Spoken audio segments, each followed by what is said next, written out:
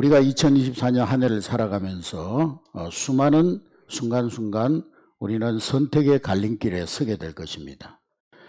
그리고 그 갈림길에서 선택의 기로에 서서 반드시 어느 한 방향으로는 우리가 선택을 해야 할 수밖에 없습니다.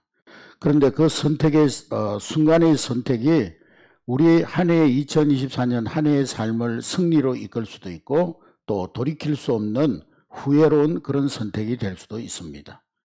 2024년 여러분들이 지혜로운 인생의 선택을 통해서 여러분 인생에 정말 최고의 한 해가 되는 그런 복된 2024년이 될 수 있기를 주의 이름으로 축복합니다. 우리 인생에 있어서 스스로 선택할 수 없는 것들이 있습니다. 우리가 우리의 어떤 부모를 선택할 수 없죠. 또 내가 남자로 태어날 거냐 여자로 태어날 거냐 성별을 선택할 수가 없습니다. 그런가 하면 내가 대한민국에서 태어날 거냐 미국에서 태어날 거냐 아프리카에서 태어날 거냐 나라를 선택할 수 없고 인종을 선택할 수가 없습니다. 이것은 우리 선택 밖에 있는 그런 일들입니다. 그러나 그러한 것들 외에 우리가 인생을 살아가면서 당하는 많은 일들은 얼마든지 우리가 하나님이 주신 그 자유의지를 가지고 선택할 수 있는 것들이 있습니다.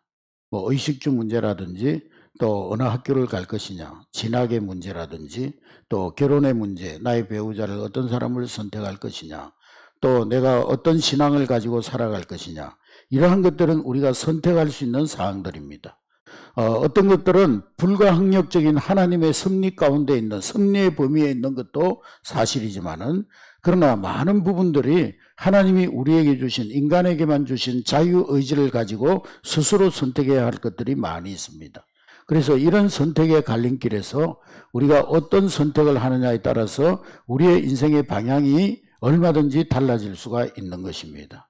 그래서 선택은 언제나 우리의 인생의 방향을 우리의 인생의 이제 결과를 갈라놓는 그런 갈림길이 되는 것입니다. 그래서 우리는 매 순간 신중하게 선택하고 지혜롭게 선택하면서 살아가야 되는 것입니다. 선택은 우리에게 주신 자유이면서 그러나 또 한편으로는 책임입니다. 선택은 우리의 권리이면서 책임입니다. 권리라는 것은 하나님께서 우리에게 스스로 선택할 수 있는 기회와 자유의지를 보장받았다는 점에서는 하나님이 우리에게 주신 권리이지만은 그러나 선택은 또 한편으로 그 결과에 대해서는 내가 선택한 것의 결과에 대해서는 스스로 떠안아야 된다는 그러한 점에 있어서는 또한 한편으로는 책임이 되는 것입니다.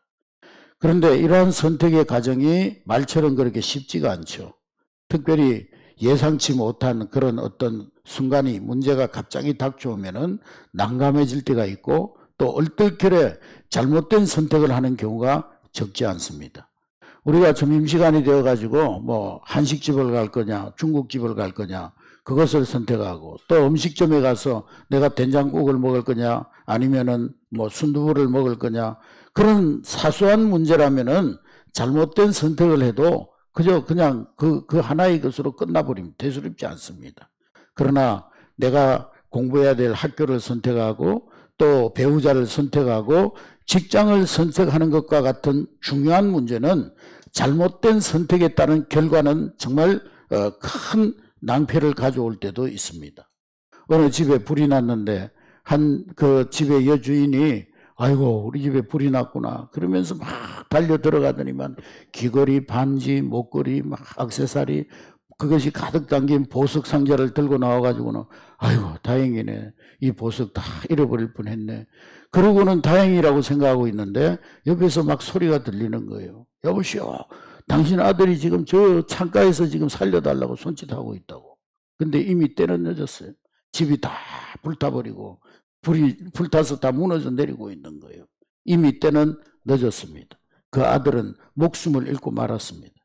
순간의 올바른 선택으로 아이부터 자기의 자녀부터 먼저 구했다면 평생 가슴에 상처를 안고 살아가는 후회하는 일은 없었을 것입니다. 그런데 순간의 잘못된 선택으로 말미암아서 그는 아마 평생을 그 마음속에 자녀를 잃은 아픔과 상처 속에 살아가야 했을 것입니다. 오늘 본문 말씀에 보면은 앞에 서두에 말씀드린 동가숙서가식 동쪽 남자하고는 잠을 자고 서쪽 남자하고는 밥을 먹고 이런 여자처럼 우유부단하고 잘못된 선택을 함으로써 역사상 가장 불명예스러운 사람이 된 사람들의 이야기가 나오고 있습니다. 그들은 누구입니까? 예수 그리스도 당시에 로마의 총독 빌라도와 유대 지도자들, 유대인들이었습니다. 한마디로 그들은 최악의 선택을 했습니다. 그 최악의 선택으로 인해서 그들의 인생과 그들의 후손들은 돌이킬 수 없는 비극을 맞이하게 되어졌습니다. 오늘 본문 말씀을 우리가 그들의 잘못된 선택을 우리의 타산지석으로 삼아서 우리 인생길에 지혜로운 선택을 하는 법을 배울 수 있기를 주의 이름으로 축복합니다. 그래서 2024년 인생의 선택의 기로에 설 때에 잘 선택하여 나아가므로 2024년뿐만 아니라 여러분의 평생에 늘 승리와 축복이 넘치는 생애가 될 수 있기를 주의 이름으로 축복합니다. 오늘 최악의 선택을 한 부류들은 빌라도와 유대인들입니다. 하나님의 아들 메시아 예수님이 이 세상에 오셨고 특별히 이스라엘 땅에 오셨는데, 그런데 많은 사람들이 예수님을 자신들이 오랫동안 기다려왔던 메시아라는 것을 알지 못했습니다. 심지어 그들은 예수님을 거부하고 배척하고 핍박하고 십자가에 못 박아 버렸습니다. 예수님이 말씀 전하시면서 전파하시면서 여러 가지 기적을 행하자 일반 대중들은 예수님을 환영하기 시작합니다. 그런데 유대인들 가운데 특별히 기독권 층에 있던 대제사장들과 장로들, 백성의 지도자들이 예수님을 오해하고 시기합니다. 그래서 그런 나쁜 감정이 쌓이고 쌓이다 보니까 나중에는 마침내 예수님을 죽이려고 작정합니다. 그래서 그들은 그 당시에 이스라엘 국회에 해당하는 사내들인 공회를 열어가지고 예수가 자기 스스로 하나님이라고 했다, 하나님을 모독했다, 신성모독이라는 그러한 죄명을 뒤집어 씌워가지고 예수님을 죽이려고 모의합니다. 그러나 그 당시에 자기들이 공회를 열어가지고 예수님에게 사형언도를 한다는 것은 불법이었죠. 왜냐하면 이스라엘은 그 당시에 로마 식민지였습니다. 식민지 국가가 어느 정도 자치권은 보장받았지만은 식민지 국가가 스스로 사형을 언도하든 사형 선고를 한다든지 사형을 집행하는 것은 불법이었던 그런 권한은 식민지 국가에 주어지지 않았던 것입니다. 그래서 고민하던 유대인 종교 지도자들은 우리가 어떻게 하면 이 예수를 죽일 수 있을까? 예수님을 끌고 빌라도의 법정에 나아가게 됩니다. 그리고 빌라도에게 사형을 시켜줄 것을 요구하는데, 황당한 것은 처음에 그들이 내세웠던 신성모독죄를 그 제목을 바꾸어 가지고 국가 반란죄로 예수님을 고발했던 것입니다. 왜냐하면 로마법에는 신성모독죄가 성립되지 않기 때문에, 로마에는 여러 신들이 있거든요. 거기는 신들이 수십 신들이 있기 때문에 스스로 신이라고 했다고 해서 신성모독죄가 성립되지 않는 것입니다. 그래서 이 신성모독죄를 제명을 바꾸어서 이제 사형죄에 해당하는 국가반역죄로 예수님을 고발했던 것입니다. 그러나 재판을 맡은 빌라도 총독이 아무리 검사를 해보고 사찰을 해봐도 예수님이 국가를 반역하고 이 국가를 전복하려고 시도했다는 것을 찾아낼 수가 없었습니다. 그래서 당연히 이거 무죄다, 예수님의 죄가 없다, 석방을 시키려고 했죠. 그러자 유대 종교 지도자들은 성난 군중들을 충동질하고 선동하여 가지고 빌라도에게 항의합니다. 유대 총독으로서 만일에 이스라엘 백성들이 밀란을 일으킨다든지 집단 데모를 일으킨다든지 촛불 집회를 하면은요, 이 정치적으로 골치가 아파지는 거예요. 그래서 그러잖아도 그 당시에 여러 가지 유다 총독 빌라도가 국책 사업을 통해 가지고 많은 세금을 국민들로부터 걷어들이다 보니까 국민들의 그 불만이 폭발 일보 직전에 있는데, 이것까지 잘못되면은 밀란이 일어날 수도 있고 내가 정치적인 책임을 져줄 수도 있다. 또 극단적인 경우에는 내가 이 유대 나라를 잘못 다스렸다는 그런 이유로 로마 정부로부터 총독 자리에서 파면도 될 수 있을 것이다.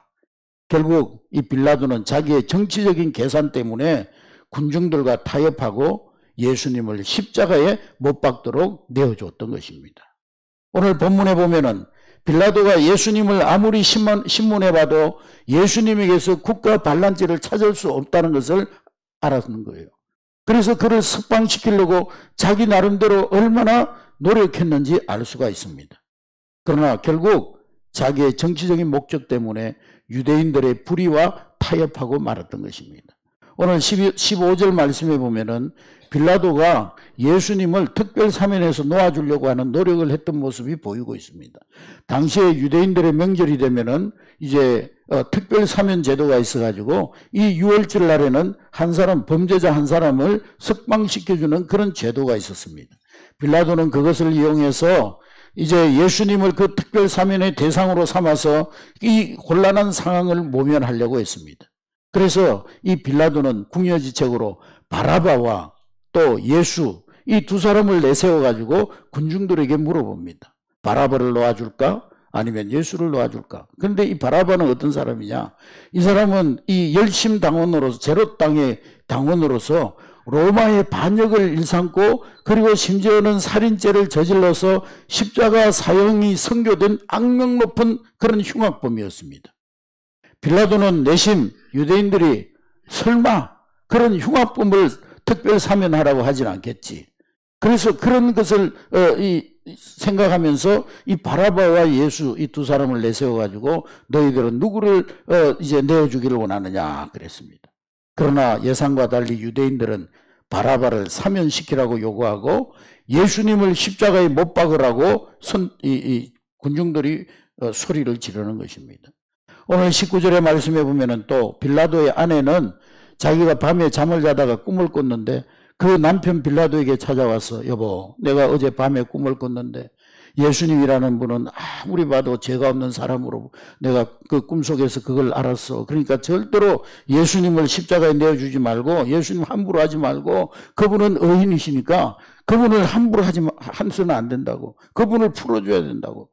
전해 내려오는 전설에 의하면은 이 부인은 클라우디아 프로크라라고 하는 여인인데 예루살렘에 온 이후에 아주 엄밀하게 예수를 믿었던 여인이라고 전해집니다.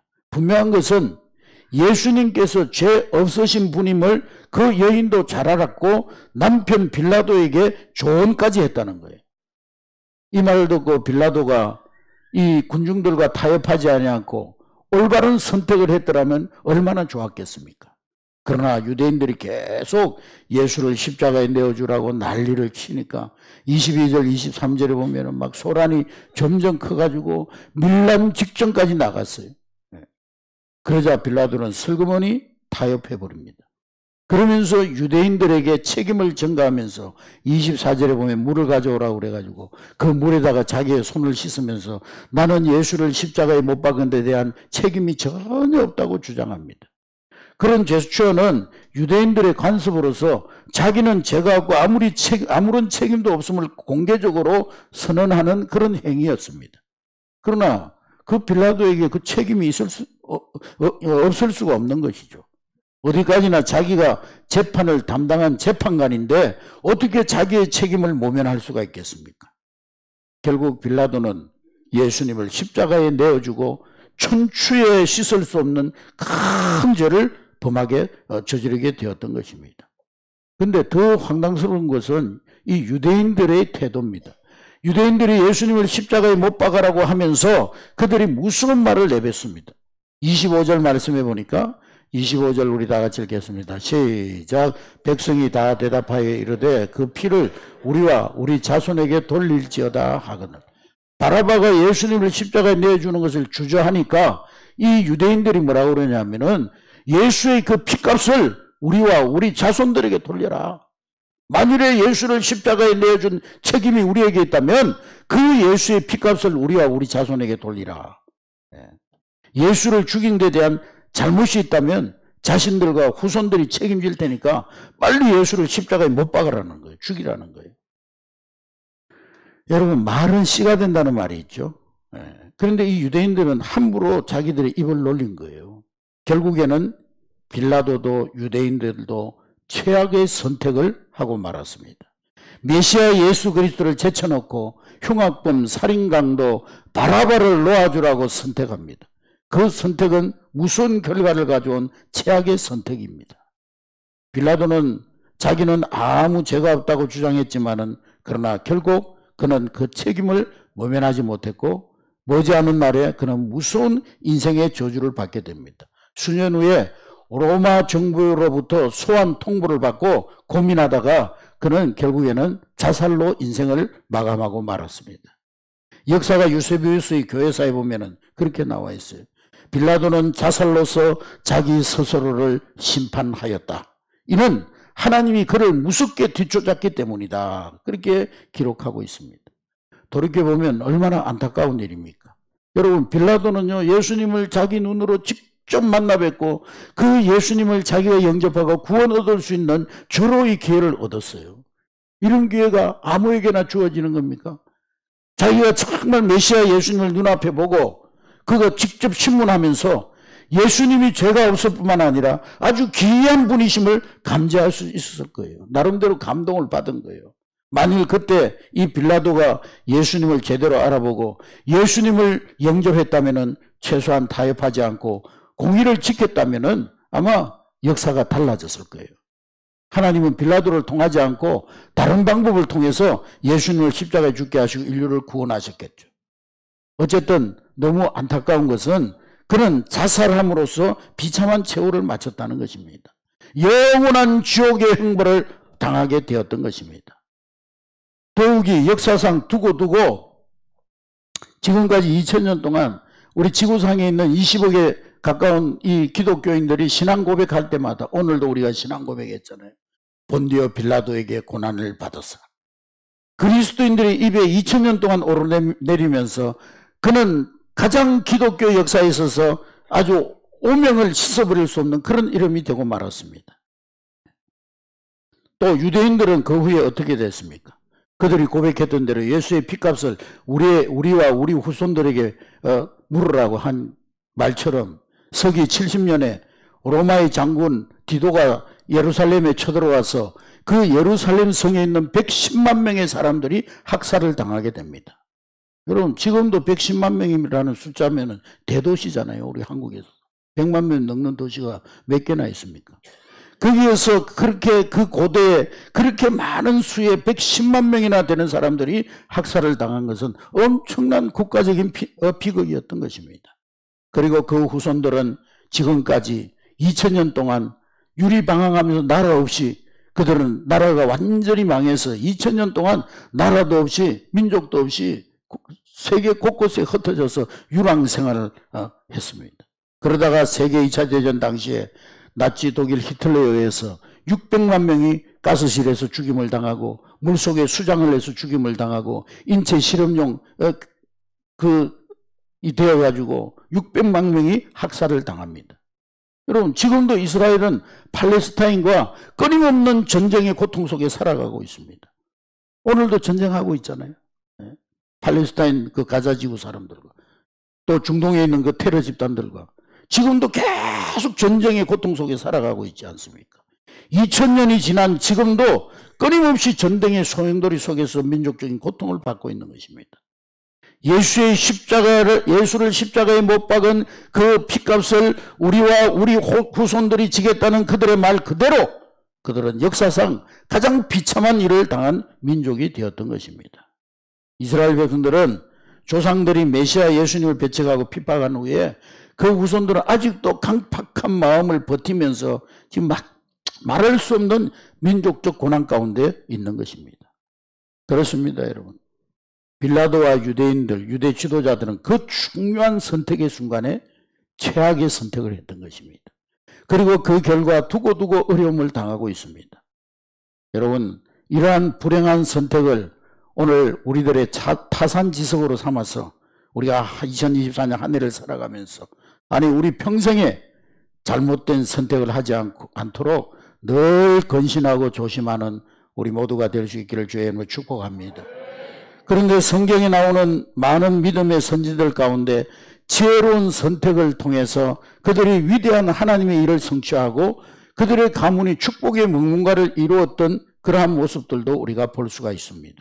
먼저 우리는 이 2024년 한 해를 살아가면서 인생의 갈림길, 선택의 기로에 서서 어떤 선택을 하면서 살아가야 되겠습니까?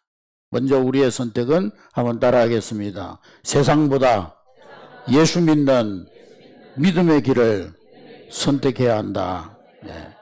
매 순간 예수 믿는 믿음의 길을 선택하는 것이 우리 인생 일대에 있어서 최선의 선택입니다. 아멘. 세상에 아무리 좋은 것들이 내 앞에 있다 하더라도 우리는 믿음의 길을 선택해야 합니다. 우리 인생에 예수 믿는 믿음을 선택함보다 더 중요한 일은 없습니다. 왜 그렇습니까? 예수님은 우리를 영생과 천국으로 인도하는 길이기 때문인 것입니다. 내가 곧 길이요 진리요 생명이니 나로 말미암지 않고는 아버지께로 올 자가 없느니라. 예수님의 십자가는 모든 인간을 둘로 나눕니다. 십자가를 믿는 자는 천국 백성, 십자가를 거부하는 자는 지옥 백성이 되는 거예요. 요한복음 3장 16절 18절에 하나님이 세상을 이처럼 사랑하사 독생자를 주셨으니 누구든지 저를 믿는 자는 멸망치 않고 구원을 얻으리라. 하나님이 아들 예수 그리스도를 이 땅에 보내심은 세상을 심판하려 함이 아니요 구원을 얻게 하려 함이니라. 예수를 믿는 자들에게는 이미 그들에게는 심판이 임하지 아니하는 것이요 받지 아니하는 것이요 예수를 믿지 아니하는 자들은 하나님의 아들 독생자 예수 그리스도를 믿지 아니함으로 이미 심판을 받은 것이니라 그랬어요. 그러므로 여러분 예수님을 믿는 신앙 믿음의 선택은 아무리 강조해도 지나침이 없는 중요한 일입니다. 그 선택으로 인해서 우리 인생의 운명이 갈라지는 것입니다. 영영 만날 수 없는 길로 갈라지게 되는 거예요. 백두산 천지에 가면은 물이 가득한데요. 그 물이 어떤 물은 흘러서 동해로 가서 이제 두만강을 건너 이제 동해로 가는 그런 물이 있는가 하면 어떤 물은 서쪽으로 가가지고 압록강을 거쳐서 서해로 흘러가는 물이 있습니다. 똑같은 천지에 있던 물이 어떤 물은 서해 바다로 어떤 물은 동해 바다로 각각 흘러가서 영원히 만날 수 없는 것으로 흘러가 버리는 것처럼 예수 믿는 자와 예수 믿지 않는 자의 운명은 영원히 갈라지는 거예요.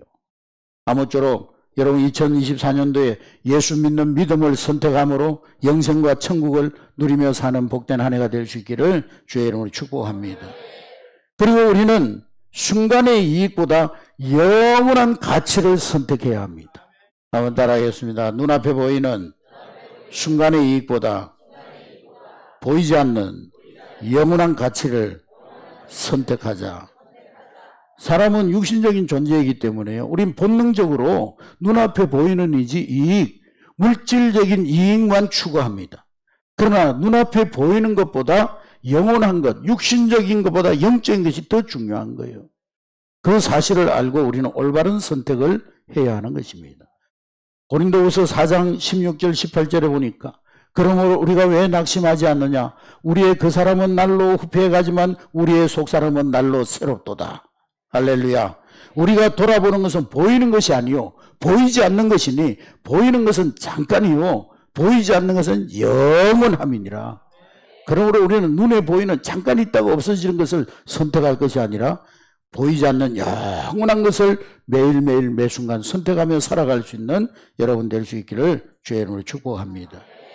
그리고 우리는 불의한 나의 길보다는 때로는 고난이 있더라도 그 길을 선택할 때 고난이 있더라도 그것이 하나님이 원하시는 길이라면 그 의로운 길을 선택하면서 살아가야 하는 것입니다.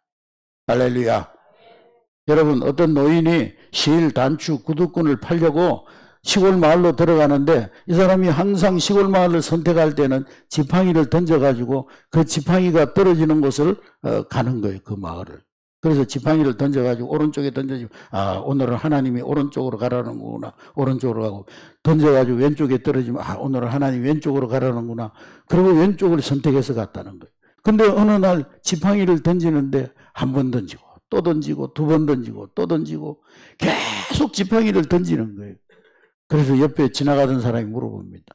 아니 왜 지팡이를 그렇게 계속 던지고 있냐고 물어봤더니 그 사람이 하는 말이 아이고 지팡이가 오른쪽으로 자꾸 떨어지는데 내가 가고 싶은 것은 왼쪽 길인데 자꾸 지팡이가 오른쪽에 떨어져가지고 왼쪽에 떨어질 때까지 지팡이 던지는 거라고 그러더라는 거예요. 여러분 오늘 우리도 그렇게 기도하고 있지 않습니까? 네?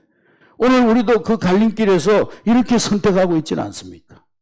우리는 입으로는 주님을 따라 하나님의 원하시는 길을 따라간다고 하면서도 내가 원하는 길로 가고 싶어서 이 노인과 같이 계속 하나님 앞에 자기의 뜻을 굽히지 아니하고 자기의 뜻이 관철될 때까지 그렇게 하나님의 뜻을 꺾어 놓으려고 하는 그런 우리의 모습은 아닙니까? 여러분, 우리는 연약한 존재인지라 고난받는 길을 싫어합니다. 그러나 편하자고 이익을 보겠다고 순간에 눈앞에 보이는 것을 좋은 것을 선택하고 불의를 행하는 일은 결코 옳지 않은 것입니다. 그것은 당장에 나에게 이익을 가져다 줄지 모르겠지만 두고 후회할 일이요 크게 손해보는 일인 것입니다.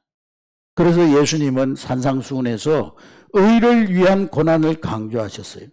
너희가 의를 위해서 핍박받고 고난받는 것, 그것이 너희에게 도리어 상받는 지름길이라고 말씀하고 있는 것입니다. 마태복음 5장 10절에서 12절에 의를 위하여 핍박잡는 자는 복이 있나니 천국이 저희 것임이니라. 너희들을 욕하고 핍박하고 거짓으로 너희를 거스려서 모든 악한 말을 할 때 너희에게 복이 있다. 기뻐하고 즐거워하라. 하늘에서 상이 크미니라. 할렐루야. 그리고 우리는 넓은 길보다 좁은 길을 선택해야 합니다. 따라하겠습니다. 넓은 길보다 좁은 길을 선택해야 한다. 우리 사람들에게는 누구나 군중심리가 있어요. 그래서 많은 사람들이 하면은 그게 옳은 길인 줄로 생각합니다. 그래서 유행이 생기는 거예요. 그래서 세상 사람들은 유행 따라 살기를 좋아합니다. 그래서 남들이 올라가면은 뭐 거기에 뭔가 있는 줄 알고 남들이 사면 나도 사야 되고 남들이 입으면 나도 입어야 되고 남들이 사용하면 나도 사용해야 되고. 그러나 많은 사람들이 간다고 넓은 길이라고 무조건 바른 길이 아니라는 사실을 우리는 깨달아야 될 줄로 믿습니다. 오히려 정반대에 있는 경우가 허다합니다. 그러므로 우리는 좁은 길을 선택해야 하는 것입니다. 예수님 마태복음 7장 13절 14절에 좁은 문으로 가라. 멸망으로 인도하는 문은 크고 넓어서 거리로 들어가는 자가 많지만은 생명으로 인도하는 문은 좁고 협착하여 찾는 이가 적다. 그러나 넓은 문으로 넓은 길을 가는 사람은 멸망으로 가는 길이요. 좁은 문, 좁은 길로 가는 사람은 영생과 구원과 축복의 길로 가는 것이라고 말씀하고 있습니다. 할렐루야. 네. 성경에 보면은요, 이런 선택으로 해서 승리한 믿음의 선진들의 이야기가 많이 나오고 있습니다. 우리 예수님은 십자가의 길을 선택하지 않을 수 있었지만은 그러나 그 십자가의 길을 선택함으로 스스로 선택함으로 많은 사람들에게 구원을 주고 그리고 그 예수님은 십자가에서 부활하셔서 하늘 보좌 우편에 앉으시고 모든 이름이 그 예수 이름 앞에 무릎 꿇는 영광스러운 그런 이름을 얻게 되었습니다. 할렐루야. 모세는 애굽의 궁궐에서 바로의 그 왕자로 살아가면 평생을 호요식하면서 부귀영화를 누리며 살을 수 있었지만은 그것을 포기하고 광야의 고난을 선택했습니다. 어떻게 되었습니까? 자기 민족을 구원하고 이스라엘 역사의 가장 위대한 지도자 가운데 한 사람이 되는 영광을 얻었습니다. 다니엘은 불의와 타협하지 아니하고 그는 혹 내가 하나님께 기도하다가 내가 목숨을 잃고 사자굴에 던져지는 한이 있더라도 나는 하나님 앞에 기도하지 않을 수 없다. 믿음을 선택했어요. 결단했어요. 그러다가 사자굴에 던져졌지만은 하나님께서 털끝 하나도 상하지 않도록 지켜주시고 그리고 대제국의 총리로 하나님께서 높여주시는 영광스러운 자리에 올라갔습니다. 할렐루야. 다니엘의 세 친구도 마찬가지죠. 우상에게 절하지 아니하므로 그들은 풀무불 속에 들어가는 일을 선택했지만 하나님께서 그 풀무불 속에서도 그 다니엘의 세 친구의 머리털 하나도 상하지 않도록 지켜주셨습니다. 하나님의 영광을 나타내었어요. 사도 바울은 좋은 학문, 또 좋은 학벌, 좋은 가문, 또 세상에 많은 권력들이 있었지만 그 좋은 조건들을 다 배설물로 포기하고 예수님을 아는 복음의 지식을 가장 고상한 것으로 선택했어요. 복음 전하는 일 때문에 고난받는 삶을 선택했습니다. 그러한 선택에 주님께서 반드시 의의 면류관을 예비해 주셨음을 바울은 확신했습니다. 할렐루야. 여러분, 기독교 일반 역사 가운데서도 그런 얘기들은 수도 없이 많습니다. 프랑스의 작가, 대표적인 작가 밀레는요, 본래 이 누드 그림을 그리는 작가였어요. 자기 나름대로는 루드 그림을 통해서 예수를 성화해가지고 많은 사람들이 감동을 주겠다고 그림을 그렸는데요. 이 누드 그림 전시회를 했는데 이 젊은이들이 그 누드 그림을 보면서 낄낄대면서 막 음담 패스를 나누는 그런 모습을 보게 됩니다. 자기는 예수를 한다는 그런 합리화를 하고 있었는데 그게 결과적으로는 그게 아니었어요. 많은 젊은이들에게 음란 문화를 전파한다는 것을 깨닫게 되었습니다. 그래서 이 밀레는 고민 끝에 기도하는 가운데 누드화를 포기했습니다. 이제는 사람들의 마음을 순화하고 또 사람들의 마음에 은혜를 주고 하나님께 영광 돌리는 그림을 그려야 되겠다. 그러면서 이 누드화를 포기한다는 것은요, 돈 버는 것을 포기한다는 거예요. 그래서 그 선택으로 예전보다 수입이 줄어들고, 누드화 그리면 막 금방 팔려 나가가지고 많은 돈을 벌었는데, 뭐 이런 감동적인 그림은 그려봐야 별 인기가 없어요. 그래서 수입이 줄어들고 빈곤해졌지만은, 그로 말미암아 이 밀레는 프랑스의 이 화가들이 역사 속에 길이 남는 그런 화가가 될 수 있었던 것입니다. 그의 위대한 선택이 위대한 인생을 만들었던 것입니다. 할렐루야. 석유왕 록펠러는 세 가지 기적을 이룬 사람인데, 그는 미국에서 가장 가난했던 사람이 가장 큰 부자가 된 사람이었고, 그리고 가장 많은 돈을 많은 단체에 기부하고, 그가 지금까지도 뉴욕의 수돗물 세를 자기가 그 록펠러 재단에서 다 담당하고 있잖아요. 뉴욕 시민들은요, 수도세를 내지 않습니다. 록펠러 재단에서 다 담당하고 있어요. 그리고 98세까지 건강 장수한 사람입니다. 그런데 이 록펠러가 승리의 삶을 살았던 비결은 그의 신앙적 선택의 결과였습니다. 그러나 주일날은 절대로 내가 다른 어떤 것으로도 예배하는 일과 바꾸지 않는다. 주일은 오직 예배할 것을 선택했어요. 그는 어떤 물질적인 어려움 가운데서도 내가 하나님의 것 11조만큼은 내 도둑질하지 않겠다. 어떤 경우에도 하나님 앞에 온전한 11조, 정확한 11조를 하나님 앞에 드리겠다. 그것을 선택했습니다.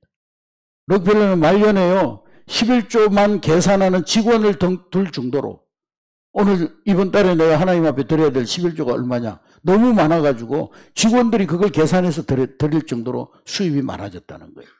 그리고 주일학교 교사 등으로 봉사하면서 하나님의 일꾼으로 거룩한 삶을 살아갈 것을 선택했습니다. 그리고 그는 하나님이 기뻐하지 않는 장소는 결코 가지 않기로 선택했습니다. 그리고 매일 성경을 읽기로 선택했어요. 노년이 되어가지고 나이가 많아서 눈이 침침하고 보이지 않을 때에는 성경을 대신 읽어주는 비서를 채용해서까지 그는 성경을 읽는 일을 철저하게 했다는 거예요. 이러한 위대한 선택이 그의 인생을 위대한 인생으로 만들었던 것입니다. 할렐루야. 여러분, 오늘 여러분들의 모습은 어제의 선택의 결과예요. 어제 여러분들이 뭘 선택했느냐, 거기에 따라 오늘 여러분들의 모습이 있는 거예요. 그렇다면 오늘의 나의 선택은 여러분들의 내일의 미래의 모습이 될 것입니다. 오늘 내 모습이 만족하지 못하다면 지금까지 좋은 선택을 하지 못했던 거예요. 그런데 오늘 내 모습이 하나님 앞에 정말 만족스럽고 뭔가 스스로 자부심을 느낀다면 내가 어제 선택을 잘하면서 지금까지 살아왔던 거예요. 이제 나의 내일의 모습이 어떻게 되기를 소원하십니까?